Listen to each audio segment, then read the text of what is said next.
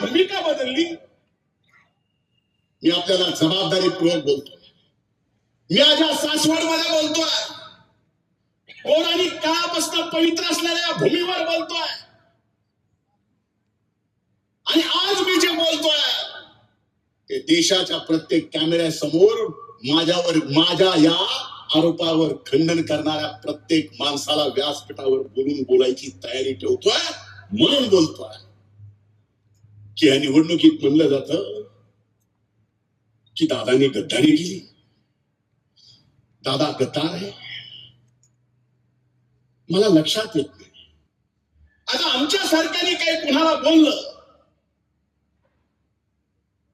की लगेच त्यांची लायकी आहे का की साहेबांच्या विरोधात बोलावं? हो साहेब आजही आम्हाला दैवत आहेत.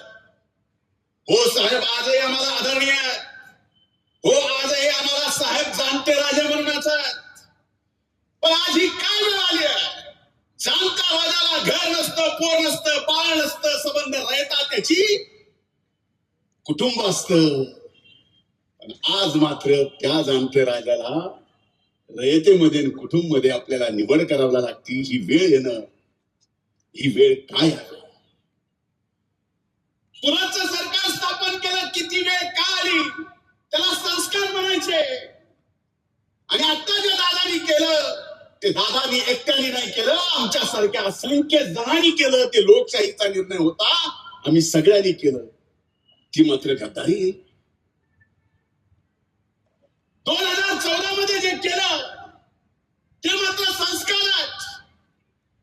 दादानी जे केलं ती मात्र गद्दारी आहे.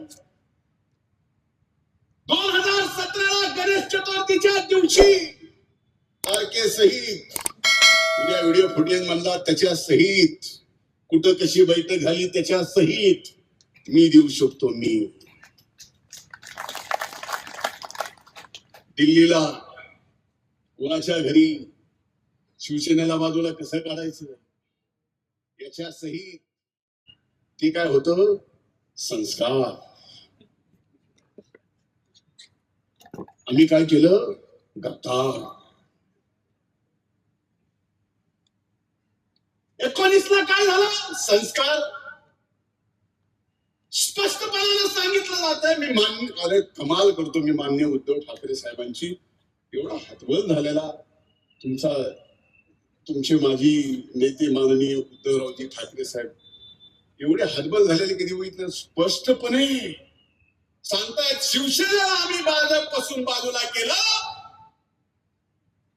ही आमची चाल होती. उद्धव साहेब हसतायत.